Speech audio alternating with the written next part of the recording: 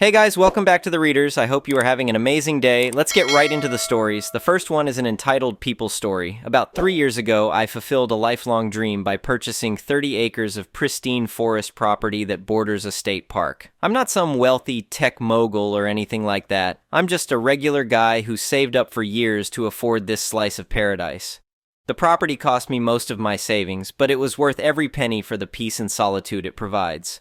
The land is absolutely beautiful. Dense oak and pine trees, a small creek running through the middle, and wildlife everywhere. I've always been passionate about nature photography and sustainable forestry, so this place became my sanctuary where I could escape the noise of everyday life and pursue my hobbies. When I first bought the property, I made sure to do everything by the book. I had a professional land survey done to mark the exact boundaries, which cost me nearly $2,000, but was absolutely necessary. Following local regulations, I posted high-quality aluminum signs saying private property, no trespassing every 100 feet along the entire property line. At the main access point, I installed a sturdy locked gate with a larger, more detailed sign explaining that this was private land. I also set up several motion-activated trail cameras throughout the property. My main goal was wildlife observation. I've captured some amazing footage of deer, foxes, and even a black bear that occasionally wanders through. But as it turned out, those cameras would serve a much more important purpose than I initially imagined. For the first couple of years, everything was peaceful. I'd spend my weekends hiking my own trails, clearing invasive species, and planting native trees. I built a small cabin where I could stay overnight sometimes, just listening to the sounds of the forest and working on my photography. It was exactly the kind of life I'd dreamed about. That tranquility started to change about 6 months ago when I began noticing small signs of intrusion. At first, it was just little things that I tried to dismiss. A granola bar wrapper near my favorite creek spot. Footprints from hiking boots that definitely weren't mine. Most concerning was a small handmade trail marker tied to one of my oak trees, suggesting someone was trying to establish their own path through my property. I decided to check the SD cards from my trail cameras to see if I could figure out what was happening. What I found made my blood boil. The same woman appeared in footage from multiple cameras over several different dates. She was a middle-aged lady with that particular entitled demeanor that just screamed trouble. The first clip showed her walking right up to one of my no trespassing signs, actually sneering at it, and then waving someone else past it like it was some kind of joke. In another clip, she was letting 2 large dogs run completely off-leash through my property, chasing squirrels and disturbing the wildlife I'd been so carefully trying to protect and photograph. But the clip that really got to me showed her sitting on a fallen log, eating some kind of snack, and then casually tossing her trash into the bushes before walking away. Here was someone who was clearly trying to present herself as a nature lover, but had zero respect for the environment she claimed to care about. I was annoyed, but decided against immediate confrontation. I hoped that if I ever encountered her in person, I could handle the situation politely, and she'd respect my property rights once she understood the situation. That hope was completely misplaced.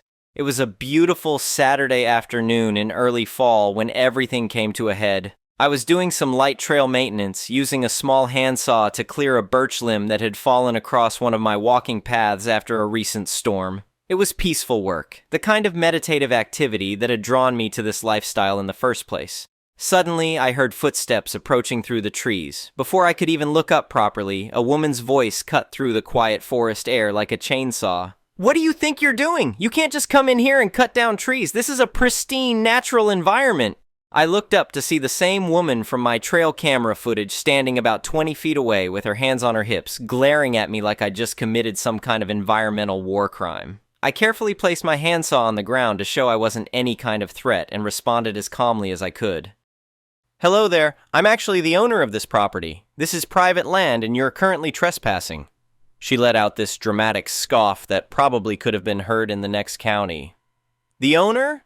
Don't be ridiculous. Beautiful nature like this belongs to everyone. I lead a hiking group through here every weekend." I pointed to the clearly visible private property sign that was nailed to an oak tree about 15 feet from where we were standing. She glanced at it dismissively and waved her hand like she was shooing away a fly. "You probably put that up yourself to scare people away. That's illegal, you know." My patience was starting to wear thin, but I tried to maintain a reasonable tone. "Ma'am, I have the deed, the tax records, and the survey maps to prove this is my land. I'm now asking you for the final time to please leave my property."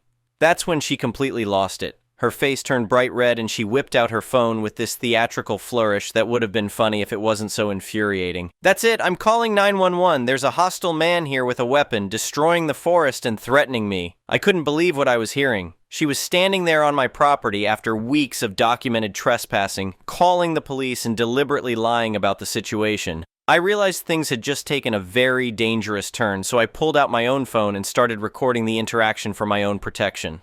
"I'm going to wait right here for the officers to arrive," I told her, making sure my voice was calm and measured for the recording. She spent the next 15 minutes pacing around and talking loudly on her phone, occasionally pointing at me dramatically while she spun her tale of victimhood to whoever would listen. I stayed exactly where I was, occasionally checking my phone to make sure it was still recording. When the police arrived, it was with 2 patrol cars and flashing lights. The officers approached with obvious caution, clearly having been told they were responding to a dangerous situation. They instructed me to step away from the handsaw and keep my hands visible, which I did immediately. The woman launched into an Academy Award-worthy performance as the terrified victim. She told the officers that I had been acting aggressively and threatened her when she caught me illegally cutting down trees on public land. Her voice was shaking with just the right amount of fear and indignation. When the first officer turned to me, I kept my voice calm and factual. I explained that my name was on the property deed, that this woman had been repeatedly trespassing for weeks despite clear signage, and that when I politely asked her to leave, she refused and made a false police report. The officer maintained professional neutrality as he asked me to prove my ownership claim. This was the moment I'd been preparing for without even knowing it. I unlocked my phone and opened the county GIS app that shows property lines overlaid on satellite imagery. There was my name, clear as day, listed as the owner of the entire 30-acre parcel we were standing on. I handed over my driver's license, which matched the name on the property record perfectly. Then I explained about the trail cameras and the weeks of documented trespassing, including footage of the same woman ignoring signs, littering, and letting her dogs run wild on my land. The shift in the officer's demeanor was immediate and obvious. The lead officer examined my phone display, looked at my ID, and then turned to look at the woman with a completely different expression. The second officer walked over to inspect the private property sign she had claimed was fake or illegal. When the officer turned back to address the woman, her smug expression had completely vanished. He informed her that she was the one who had been breaking the law through repeated criminal trespassing on clearly marked private property. The officer then asked me the question I'd been hoping for. "Sir, do you wish to press charges for trespassing?" I paused for a moment, genuinely considering my options. Under normal circumstances, I probably would have just wanted a warning issued. But this woman had deliberately escalated the situation by filing a false police report and claiming I was a dangerous person with a weapon. That kind of false accusation could have resulted in a tragic misunderstanding that put everyone at risk. Normally, I would just want a warning issued, I told the officer. But given that she knowingly filed a false report claiming I was a dangerous man with a weapon, which could have resulted in a very serious misunderstanding, yes, I absolutely want to press charges. The woman was issued a formal citation for criminal trespassing. The officer gave her a stern lecture about the serious legal consequences of misusing the 911 system, and mentioned that the district attorney's office might follow up on the false reporting charges as well. She was then escorted off my property, completely humiliated and facing real legal consequences for her entitled behavior. After the police left, I thought that would be the end of it. I was wrong again, but this time in a much more satisfying way. About a week later, I was curious about who exactly this woman was, so I did some internet searching using the name from the police report. What I discovered was absolutely perfect. She ran a monetized blog and social media presence called something like Nature Wellness Walks, where she presented herself as an environmental guru and charged people money for guided hiking experiences. Her whole online persona was built around being this enlightened nature lover who respected the environment and taught others to do the same. She had hundreds of followers who believed she was some kind of outdoor wisdom teacher. The irony was so thick you could cut it with a chainsaw. I obtained a copy of the public police report from the county clerk's office, which detailed her trespassing citation and the circumstances that led to it. Then I crafted a very careful, factual post for our local community Facebook group. I made sure the wording was precise and unbiased, simply sharing the facts of what had happened. The post explained that the organizer of these wellness woods walks had been cited by police for criminal trespassing on private land after refusing to leave and making a false 911 report. I included one of the crystal clear trail camera photos showing her throwing trash into the bushes and mentioned that anyone interested could request the public police report from the county clerk's office. The community response was immediate and overwhelming.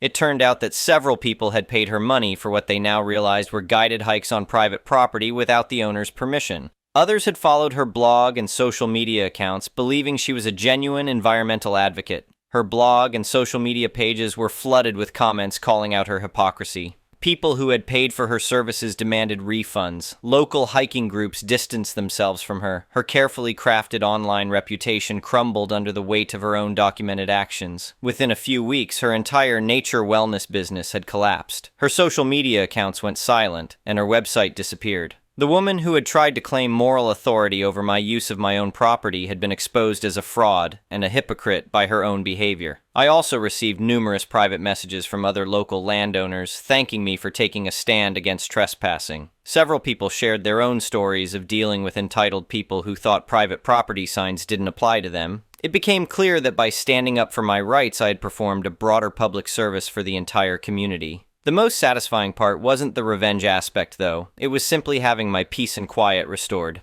A few months have passed now, and the trespassing has completely stopped. My trail cameras capture only the wildlife they were originally intended to monitor. I can work on my property maintenance and photography without worrying about confrontations with entitled strangers. Last weekend, I was sitting by the same creek where this woman had been littering months earlier, editing some photos I'd taken of a family of deer. The forest was completely quiet except for natural sounds, birds calling, leaves rustling in the wind, water trickling over stones. It was exactly the kind of tranquility I'd bought this property to enjoy. The whole experience taught me an important lesson about standing up for what's right. I never wanted the drama or confrontation, but sometimes protecting your peace requires drawing firm, uncrossable lines. The satisfaction didn't come from revenge against someone who wronged me, but from justice being served and order being restored.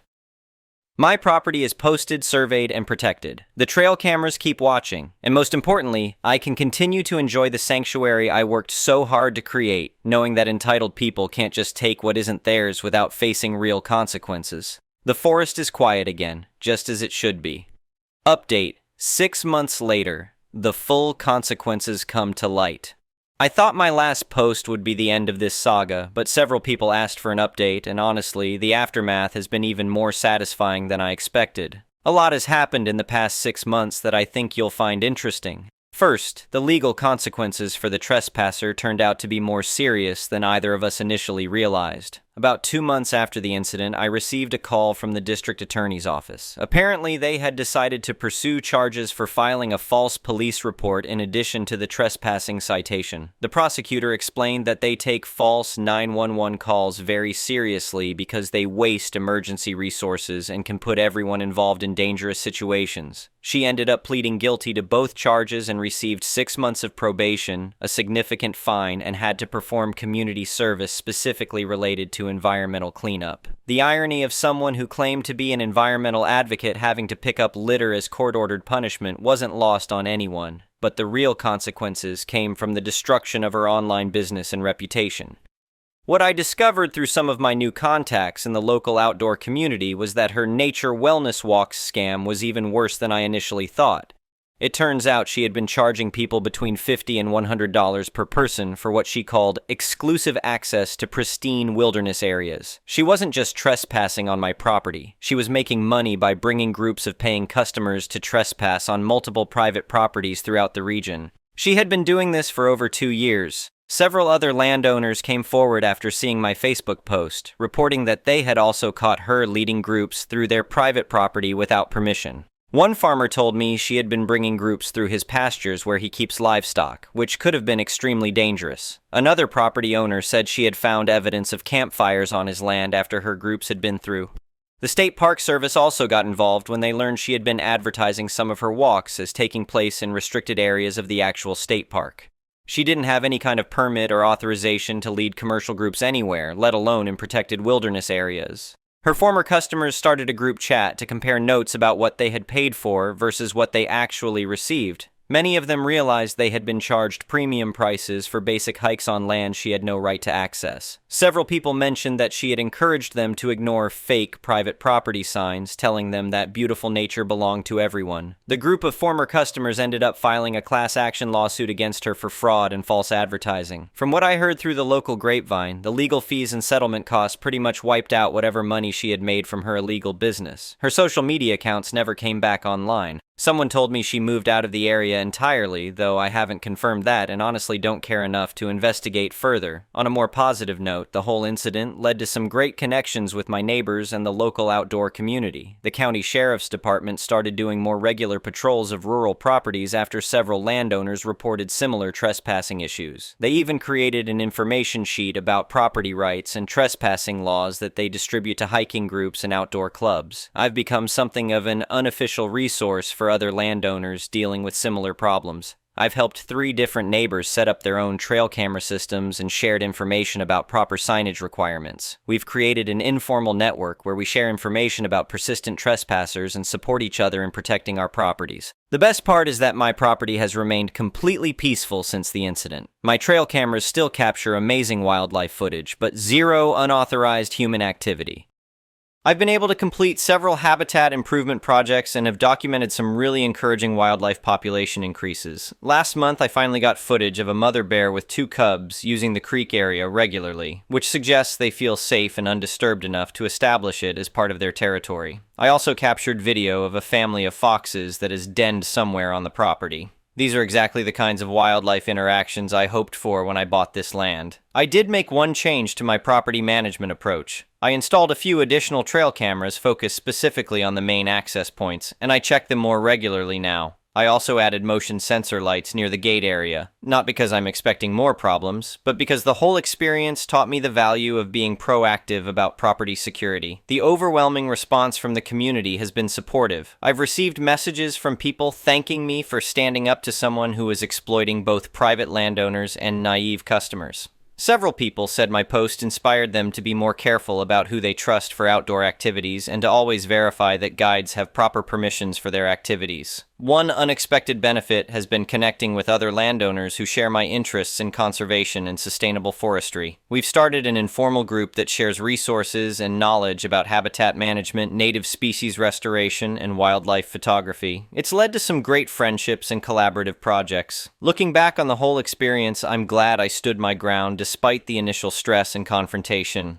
Not only did it protect my property and peace of mind, but it also helped expose someone who was systematically exploiting both landowners and customers while damaging the very environment she claimed to protect. The woman who tried to claim moral authority over my use of my own land turned out to be running an illegal business that harmed multiple people and properties. By simply documenting the truth and sharing it with the community, the problem solved itself through natural consequences.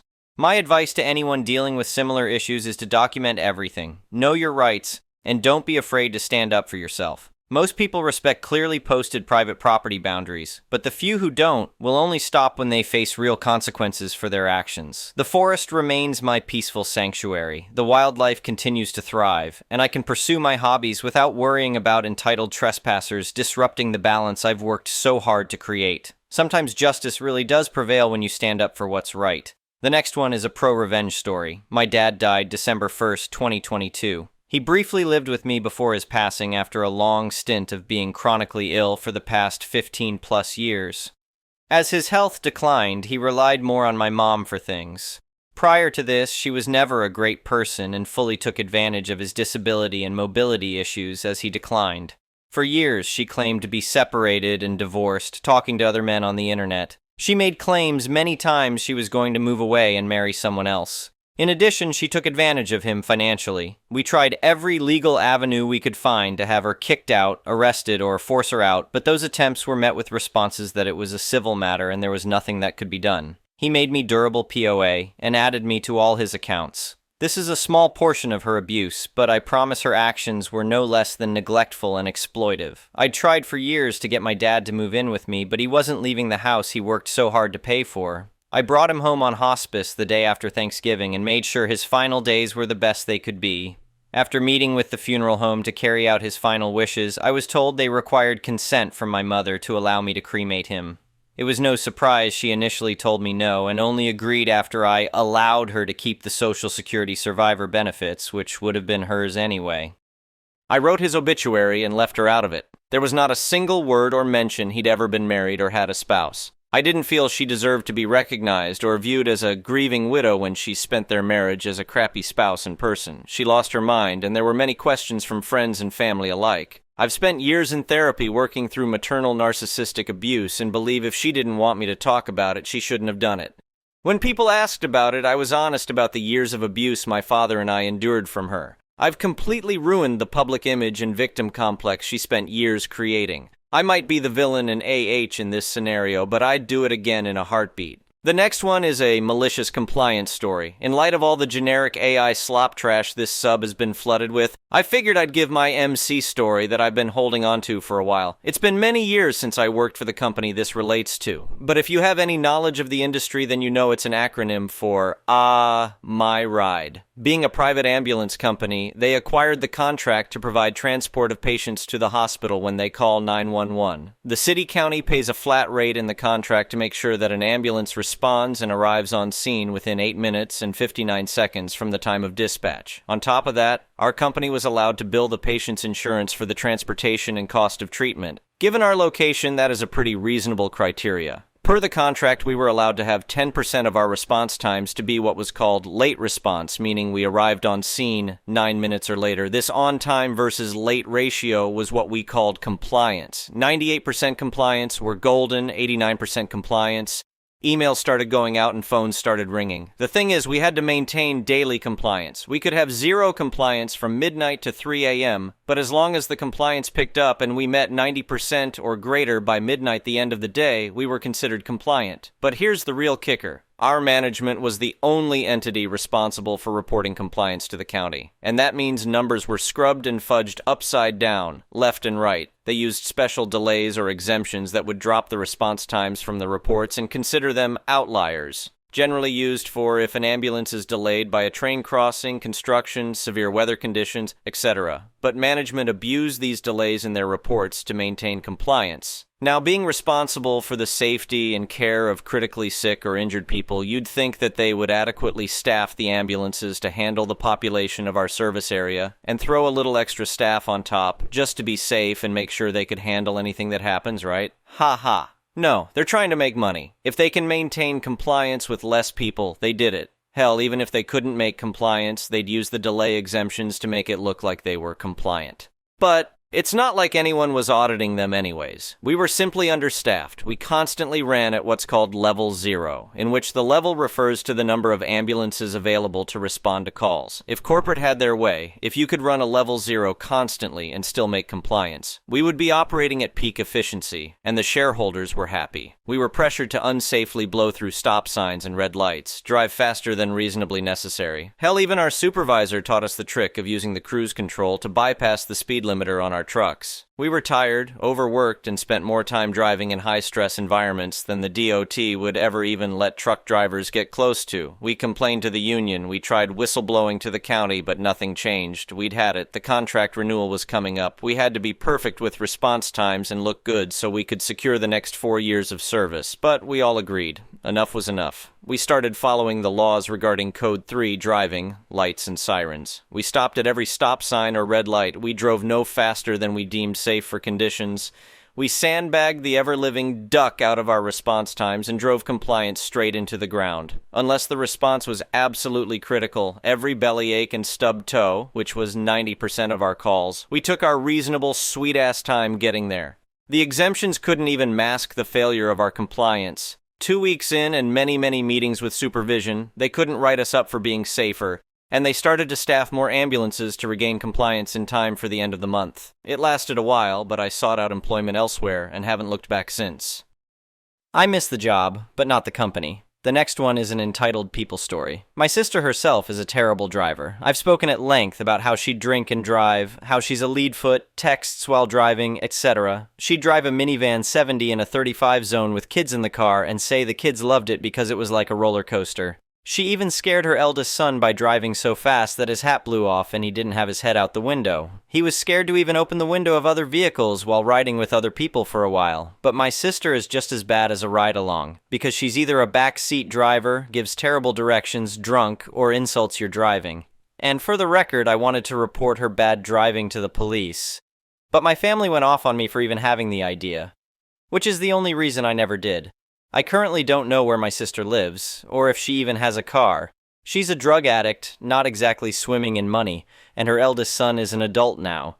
And yes, I'm aware I should have still done something. I've been called a coward, and I owned up to that. But my sister had us all mentally beaten down for years, and used her kids as emotional blackmail. But now she can't do that anymore. Let's start with seatbelts. My nephews for a while had a bad habit of ripping their seatbelts off as soon as their destination was in sight. I'd have them in my car, and as soon as they could see home off in the distance, they ripped their seatbelts off. I got mad at them several times and always forced them to rebuckle till we were parked. They'd give me grief, say it was no big deal, etc. But I held firm. You ride with me, the belts stay on till we are parked. After this happened several times, they finally got the memo and stopped doing it. They wouldn't tell me where they learned it from, though. I thought it might have been their father. But nope, it turned out to be my sister. I was driving her home, and as soon as home was in sight, she ripped her seatbelt off. And I went off on her for doing it and setting a bad example for her kids. She called me dramatic and tried to act like it was no big deal. But I didn't let it go, and hammed her till she said she'd never do it again. She did. But I hammered her again until she stopped. My sister absolutely could not stand anyone driving slow when riding with them. Every freaking time she'd ride with me, unless she was zoned out on her phone, she'd complain about me driving too slow. I'm sorry, I was going the speed limit. She twice debated how fast I should be driving through a school zone. The zone was 20 mph on weekdays from 7 a.m. to 5 p.m., unless it was weekends or summer. But when school was not active, it was 40 mph through that zone. I slowed down to exactly 40, and my sister started demanding I go 45 and claimed it was 45 through there. And she refused to believe me when I said it was 40. Thankfully, the school zone had more than one sign, and I pointed to one that said 40 on it, and she pouted and shut up. This situation actually happened a second time. My sister would act grateful for rides, but then would either distract you and think it was funny when you get mad, or insult your driving. Once when I was driving my nephews in her home, her arm shot out in front of my face and she yelled, "Dear," scared the crap out of me, and she thought it was hilarious, even though I could have lost control of the car. I went off on her and she forced out an insincere apology. Thankfully, she never did that again. Even though my sister is a terrible driver, a lead foot, neglectful of her own vehicles, guilty of multiple accidents and a DUI, she always criticized my driving. Once I forgot to use my turn signal when pulling into a parking lot, even though I carefully slowed down. She went off on me about the turn signal. Never mind, I had her and 3 very distracting kids in the car, and then after I pulled into the parking lot, she pointed at me and said to her kids, "You see? I'd never forget to do that." The only reason I didn't go off on her was because the kids were there. Then there was my sister giving directions. She was fine if she wasn't drunk or distracted. Once when she paid me to drive her and her friends out bar hopping, when it was time to go home, my sister insisted I take her way on the back roads. And I kept telling her the main road with practically no traffic on it was faster at night. But no, she had to have her way. She got us lost in a maze of neighborhoods. Once I figured out where the main road was again, I headed for that, and she threw a tantrum because I wasn't going her way. We got on the main road and sailed right on out in less than a minute. And she kept complaining her way would have been faster. Then there was when she ended up homeless after burning nearly all friend and family bridges. I was driving her and all her stuff to the place she was allowed to crash for a couple days, and she kept zoning out on her phone and wouldn't look up to give me directions till the absolute last second, and I had to yell at her to look up and tell me where to go. And then she'd get mad and say she was busy, like I could just automatically know where to go without her. She put me through days of that crap. It was about that time I went NC with her. Then there was driving her while she was drunk. Now that was a nightmare. Once she and her husband both got drunk and I had to drive her and her entire family home. As soon as we were all in the car and I'd backed out, she suddenly grabbed my shifter and shifted it into drive with a big grin on her face. Then was angry I was mad at her for doing it. She acted like it was no big deal and I should have been grateful she did it. She apologized later, but I kinda doubt it was genuine, and she probably just didn't want to lose her emergency brother taxi.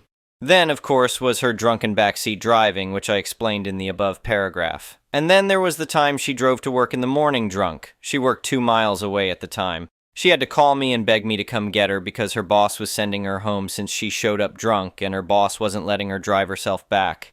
I confronted her about why she was drunk in the morning and went to work like that, and she admitted to me that she just doesn't like being told what to do. I told her that when you have a job, being told what to do is par for the course, unless you're the boss, which she was not. She just looked bitter and got out of my truck. The last major incident, I drove her while she was drunk. She had a friend with her, and we stopped at her friend's place because her friend wanted to have a sleepover at my sister's place, and they just wanted to pick up some clothes. I waited in my truck for 45 minutes before finally going in to get them.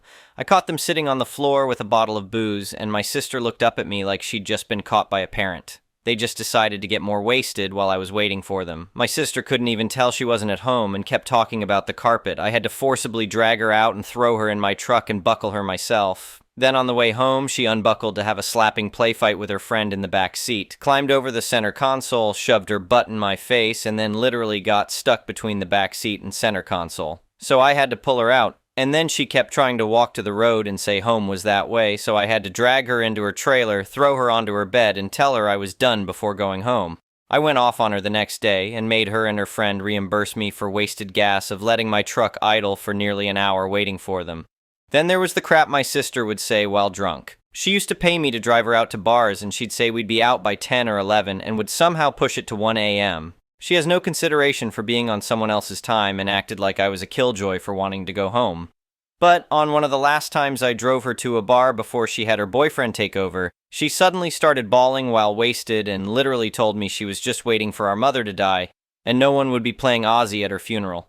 And right around the time I cut her off after driving her around for days, she told me our mother was going to die for crossing her because apparently a few people she'd been wronged by passed away. But after years of her saying and doing crap like that, I finally snapped and blocked her on everything about a year ago, and my life has been much better since. Anyway, thank you for watching.